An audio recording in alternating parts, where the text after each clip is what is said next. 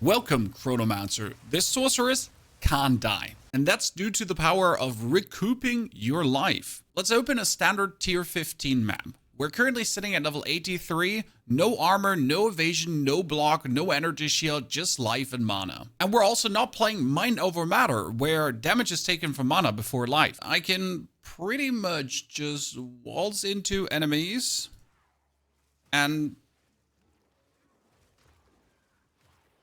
didn't take a single potion yet.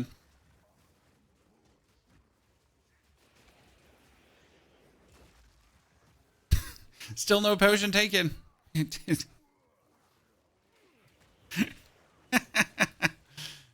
we can obviously just murder them all and get our whole forking ice wall funsy going. But yeah, you just survive. Strays hit you, it doesn't hurt, it's fine. I mean, unless something one hits you, you are just simply going to survive. That's it. Staying alive throughout everything. Elemental damage recoups you. You're getting mana back from this. We're good. We're perfect. We're talking about solo self-found, no trading. Absolutely. I guess I would call it okay-ish gear. It's not the best of the best of the best, but it provides at least a lot of maximum life, and that's what I really need. Now, this guide is going to be a bit different to what you're used to. We're going to start with Act 1, skill gems, supports, what you need, into Act 3, because that's when things change. And after Act 3 Cruel, stuff changes again. And I'll take you step by step through the process with timestamps in the description below. And before you're asking, is specific gear needed? No, we're recouping mostly over our passives and the ascendancy. There is gear that helps, but it's by no means mandatory to make this work. You've seen it in the clips. What we're working towards is ice walls into exploding them for tons of fireballs. But you can't start with these skills. You gotta wait for level 32 and Act 3 before this works. Until then, in Act 1 and 2, we'll rely on Spark together with the Flame Wall and also the Frost Bomb as our bonus nuke to finish opponents off. In order to increase our DPS further, you'll add the Orb of Storms to this. These 4 skills are fantastic to carry you through until you get the Fireball Frost Wall. Then we'll forget about all of them but Frost Bomb. Now the supports we're going to play for this would be Pierce for Spark, that it goes through your opponents and hits more opponents, bounces back off, hits them again, and the Arcane Tempo to just spam them out faster. The Orb of Storms will get the Hourglass support to deal more damage, and you don't need it more often than every 10 seconds. While the Flame Wall receives the Fortress support to be a circular one, and also the Spell Cascade to just have enough Flame Walls everywhere on the screen. It doesn't hurt to have. For the Frost Bomb, we're gonna go for concentrated effect. Less area, but harder boom, and you want it to strike as strong as possible. And now a lot of people would say fast forward pony to make it happen faster, but you're using this against bosses to nuke things. I'm using it nowhere else. Fast forward doesn't help here. What has turned out to be better is called glaciation. Supported skills cause more freeze buildup to really almost instant freeze bosses, even on elite if it needs to be. Very useful combination. And the Orb of Storms receives Controlled Destruction, where it does 30% more damage with hits and ailments. Technically, that Controlled Destruction could also be on the Frost Bomb over the Glaciation for the bonus boom. I personally think the Controlled Destruction is really good on the Orb of Storms while you're pushing to a boss, and while you're at a boss, it might be better to swap this over to the Frost Bomb, as it will just give you this incredible damage to tear bosses into pieces. A final thing to choose in Act 1 would be your spirit ability. You have 2 choices here. You could be going for Arctic Armor. That will make you more tanky because as they hit you, they'll be getting hit by that frost. And you can play Frost Nexus on top that when they hit you and they get frozen, there's also Frozen Ground that shields everyone that's trying to hit you too, overall making it safer. Otherwise, how about Grim Feast? You get yourself Grim Remnants by killing enemies, refill your energy shield, and you can continuously keep pushing. Now the interesting part is, you could use both. If you use a wand in your main hand and simply put a scepter in your offhand, you'll have 100 more spirit and 2 more skeletal warriors. They'll always instantly die, but they'll at least hold enemies off for a second, first engagement, and make it overall safer for you to play, while you yourself can play 2 spirit abilities. It's quite useful and works pretty damn good. And that's pretty much it for Act 1. Put down the Orb of Storms, the Flame Wall, spark away, use your Frost Bomb whenever it's available, and then bop, bop, bop, bop, bop, bop, bop. Just tear through the content. In Act 2, there's two things that are going to change. We will get our Ascendancy, but we also have to pick up another skill. Don't worry as we talk about the Ascendancy. We'll also click through the passive tree, but keep in mind we'll have two versions of it. The version for leveling and the version after leveling, as they drastically change since the recoup while leveling is not needed or simply doesn't work that well. The skill we're going to pick up is our curse, and you would say conductivity. We're doing lightning damage, right? That's wrong, because the curse is needed against elites and bosses, and in order to nuke elites and bosses, we do our frost bomb, so more cold damage, and that's where the hypothermia is so much more useful. There would then be hypothermia together with persistence to make it last longer, and also heightened curse to have it be stronger, to reduce even more resistances. Now with the heightened curse reducing resistances and the frost bomb applying cold exposure, you truly have them vulnerable to tons of cold damage. And for our passive skills, I like to take a defensive approach. We're going through the spell damage on the left side into more cast speed and then the bonus maximum energy shield. That gives us then faster energy shield recharge that we don't have to wait for it so long, and that works incredibly well in boss fights. And then we straight away pick up even more energy shield and mana regeneration. This will help you to stay very well alive while still doing more than enough damage. Then we're going over into the elemental damage to pick up the igniting, shocking, and chilling bonus damage scaler. They just work very well with more attributes. And well, if you just do really want to boost your damage, we're going for more freeze buildup and the chance to shock as well. Into the more damage against enemies that are affected by ailments, all the way up to the left side for more elemental damage and a longer duration of elemental ailments. That is longer freeze, longer shock, longer ignite. It all does work very well. In order to get even more defense, we can weasel out the heavy buffer. That will make you more tanky. And that should be it roughly now for your way into Act 3. As you can see, we're not taking any kind of recouping, as that really does not work during the campaign very well. Later, we'll also lean a lot into critical hit, but I feel like you need a lot of points to make that feel good. With level 22 to 23, I went for the Ascension, and that one provides you with a very amazing thing, which will also carry you quite nicely through all the boss fights in Act 2. And that would not be the Temporal Rift to rewind time and save yourself. Screw that ability. I would almost say it sucks. Sorry, Chronomancers Unite, I'm a Recoup Chrono. No, we're going for cooldown recovery and a 33% chance to not consume a cooldown. And that one is really interesting because you can put down your Frost Bomb, didn't consume a cooldown. Frost Bomb, Frost Bomb, Frost Bomb. That was 4 Frost Bombs in a row right now. With this little no cooldown thing, you'll just be spamming bosses down. Put the hypothermia down and then vop, vop, vop, vop, vop. Absolutely obliterate them. While you're still sparking, while you're still igniting, because as you're sparking, igniting, chilling, you're getting more damage to have your frost bomb go pop, pop, pop, pop, pop, pop, and obliterate everyone. And all of this you use until you beat Jamanra, and you're finally in Act 3. You reach that level 32, and you're allowed to use your tier 9 skill gems. It's 32 or 36, by the way. I don't have it on the tip of my tongue right now. But as soon as you can use a tier 9 skill gem, everything changes. You won't need the spark anymore. You can straight away kick that out. And we're going to take our beautiful fireball. The frost bomb stays, and the flame wall you have been using, you can still use for your fireball, but you'll most likely not do that anymore because now comes the frost wall. Now, in order for this combination to work, we need the frost wall to not have maximum HP. And there's two ways to do this. First, you'll need to make sure that your skill points go to the Shattered Crystal node. And even if you have to refund tons of points to do this, you want to straight away go up to the right and then into this Shattered Crystal. This is so good because it's reduced ice crystal life. That is mandatory, that you can break them and shatter them into your opponent's faces.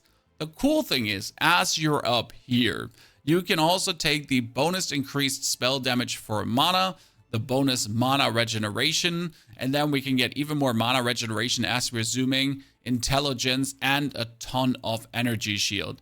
This up here is just straight away amazing nodes, as they work so damn good. And if you have to weasel out all these points here at the bottom to get to the icicle early, do that. If you have to weasel out your bonus shock damage, do that. Because you don't need that bonus shock damage anymore. You'd rather get bonus fire damage right now, right? So this kind of stick of notes, forget about them. This is vastly better now. And if you have points to spare, your goal is to move to the right side and pick up the bonus damage against frozen enemies and more freeze buildup and the frozen penetration. That's what you're looking for. Now, how do we boost the combo of these two things? First, we'll need the Spell Cascade for the Frost Wall. Without Spell Cascade, this is how big the Frost Wall is. Not really impressive. With a Spell Cascade, we're looking at a bigger one. Then you also want to consider casting. Supported spell skills have less cast speed, but they deal way more damage. That's amazing, as the Frost Wall itself does a lot of damage. And as soon as you get a third gem slot, we're looking at Icicle, as we want to reduce the life even further of the crystals to be able to burst them more and more. And with the fourth crystal, yes, we're going all the way at this point, you're adding Spell Echo. Without Spell Echo, the Frost Wall does this. So there's some Frost Walls, correct? But with the Spell Echo, it's really interesting because you pretty much double up them inside itself and just have like way more to break. It will truly give you amazing amounts of damage. But what about the Fireball now? How do we get the gazillion of Fireballs? First, we'll do Scatter Shot. That gives us already 2 more and way more to explode. This would already look like that. Boom. So that's nice, but it's by no means impressive. Then we'll add Unleash. Supported spells gain a seal every 200% of cast time to a maximum of 2 seals. Now you're already unleashing more. Still not done though. Your third one is going to be Wild Shards, and that has a 20% chance for 8 additional projectiles to come in a circle around you. It does happen very often with Fireball. I'm gonna do this, and you're gonna... That was Wild Shards, yeah. Suddenly we have a lot. Still not enough. Now it gets interesting. We're adding 4 projectiles from supported skills Fork. That means when they hit an enemy, they split. But that is not enough as well, because I anointed my amulet to go for this node, Split Shot. This will cost you an Ire, Fear, and Paranoia from Delirium later on. Projectiles have a 75% chance for an additional projectile when forking.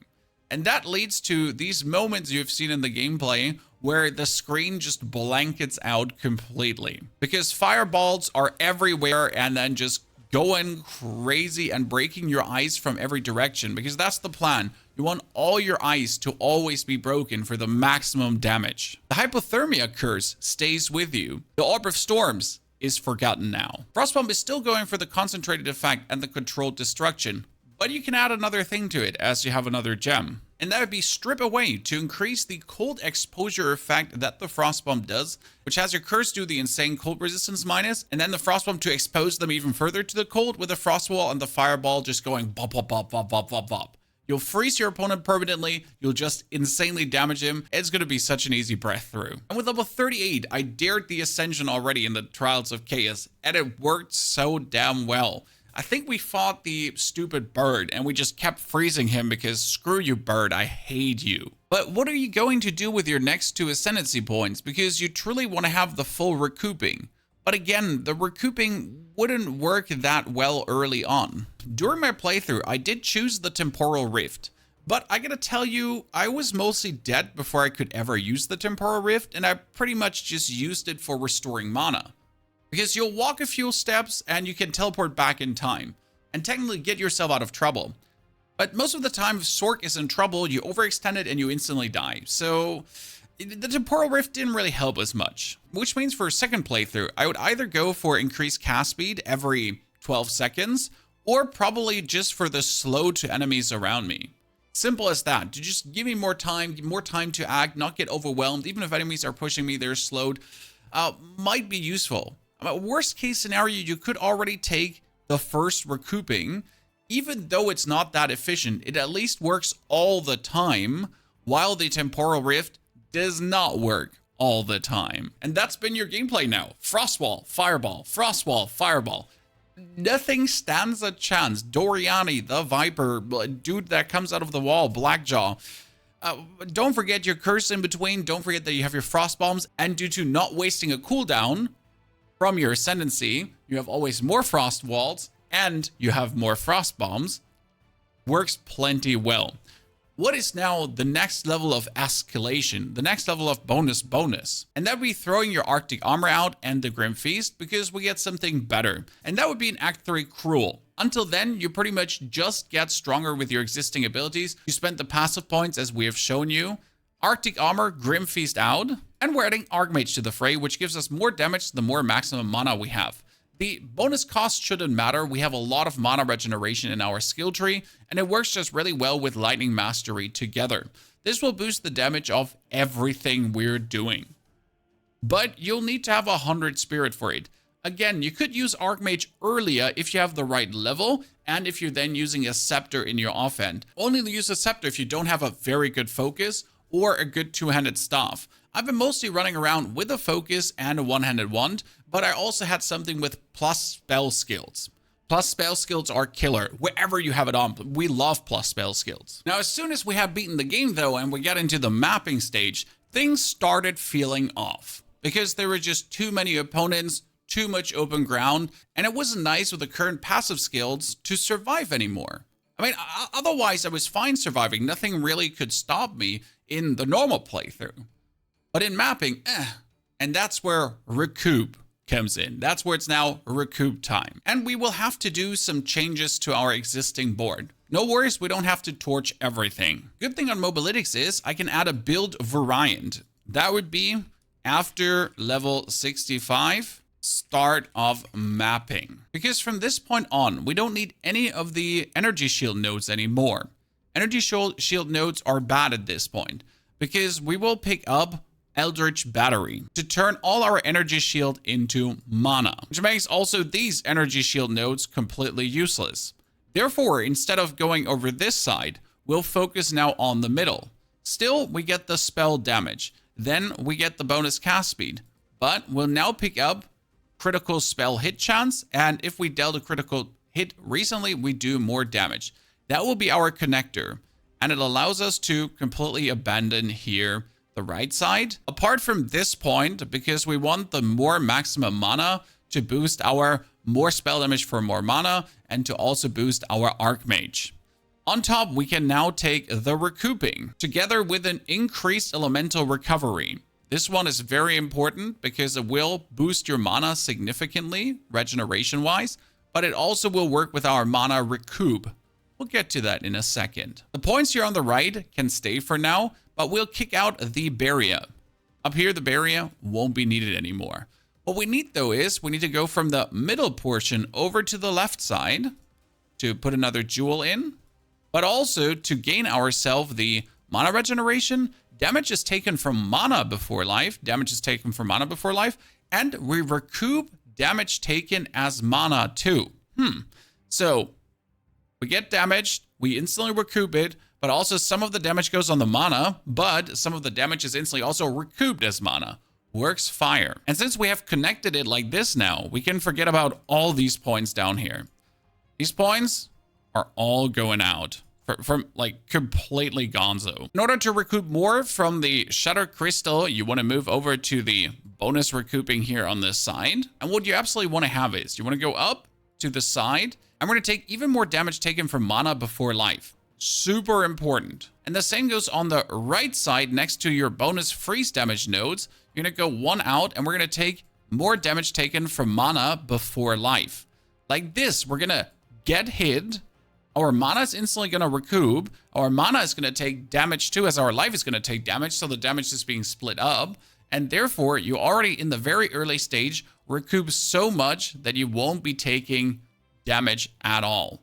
Now again, if you have to take out the bonus freeze damage points at first to get all the recoup nodes, do that, because your recoup nodes are the most important ones to go for. But as soon as you now have more skill points, we're going to take, hey, if we crit hit, we get more elemental damage. We're going to boost our crit hit chance in general. And then to the right side, we're going to get even more critical hit chance together with the critical hit chance bonus reduction, but 50% bonus critical hit chance. Because critical hit with what we're doing works wonders. And now in the direction of level 85, I've also taken the bonus elemental damage recouped as life, as that works plenty well too. And we have gotten ourselves bonus cast speed and mana regeneration plus intelligence. Now, the last thing you want to take is this whole shebang here, as that is critical hit, critical strike damage bonus, and even more critical strike damage bonus. That's truly how are you going to absolutely demolish it all. Now, a very important jewel you want to look out for is one that says damage is taken from mana before life. If you can have these jewels going on, I got 1, and then 2% damage is taken from mana before life, 2, and another, that's it. That's just mana regeneration rate. This could also be another recouped jewel. But you want to have these mana damage taken before life, because your mana just regenerates like crazy and you're recouping mana like crazy. This helps you to avoid a lot of the one hits as, well, it's just chunking your life and your mana away. Works perfect. And you're obviously going to kick out the now and again, and gonna go straight up in the middle for the full recouping. This is important because you have the recoup effect happen over 4 seconds and actually over 3 seconds, because this node makes the recoup effect even faster, another 25%. You're recouping now the damage from 3 seconds instead of 8 seconds. It's not that stretched out and it's super efficient. As soon as you have your third ascendancy, that was for me level 65, you can go for the cooldown recovery rate into now and again. And that's important because you want the now and again for more frost walls. Otherwise, you might every now and then run out of frost wall cooldowns. For your gear to make this work, it's going to be a bit tricky because you want energy shield, a lot of energy shield, but also maximum life and maximum mana. This chest, 107 maximum life. The belt, maximum life and maximum mana. The gloves, maximum mana a lot. The helmet, maximum life, 153. You notice you're trying to move yourself towards 2,000, 2,500 life would be optimal. I'm almost at 2,000. For my amulet, I got even more recoup. That works really good. Another 17% brings me all the way to 74. Really good to have this amulet. Not mandatory though. There's, for example, a recoup node I haven't taken, simple matter of fact, because I had the amulet. You don't have an amulet, you might have to weasel out some points before going for the crits that you could go over the right side here to just get this bonus recoup node. And since I don't have a good wand and offhand, I'm kind of stuck with this staff right now. That gives me 3 to all spell skills, great, cast speed, amazing, and crit hit chance, love it. Plus spell damage and lightning damage. Now, lightning damage is technically bad as we're mostly doing frost and fire. But since we have Archmage going, our lightning damage that the Archmage is giving us actually gets multiplied upwards. Therefore, that's completely fine because Archmage is pretty much adding extra lightning damage. We're kind of shocking at this point. Crazy, I know. For the amulet, you would also be looking for spell skills as for the focus or the wand if you then want to have something like that. Do not prioritize cold or fire skills. You want all spell skills because it's better to have all of them leveled upwards. Now, as a heads up for a future outlook on this build and how to push this even further, I've been trying out to use some cast on freeze into Comet and some cast on crit into Comet, and it is okay. The real way to get the damage from this point on to escalate into absolutely broken territories would be getting yourself a Fire Flower amulet. This amulet does do 100 fire damage to you as you ignite someone. That sounds bad, but you would have this Fire Flower amulet now do this to your minions by taking the Necromantic Talisman that has all the bonus from an amulet applied to your minions. And then you can use Cast on Minion Death into Comet with Raging Spirit to instantly kill your own minions and have them then go crazy commenting. But you need a unique amulet for that I don't have in solo self-found. If I ever get it, I'll probably take this build to the next level, but this all the way carried me now easily to level 85 and to your 4th ascendancy, which then could give you either a general slow to all your enemies in your presence, the improved cast speed, whatever you feel like, or if you then need it, you could get yourself the Temporal Rift. I gotta say again, the Temporal Rift has not done anything for me. I've never been in a situation where I would need the Temporal Rift, and the slowing has been just a consistent friend, while the bonus attack speed just leads to a more boost in damage. So I'd either go for more boost in damage or for a bit bonus measure of safety, whatever you feel like better with.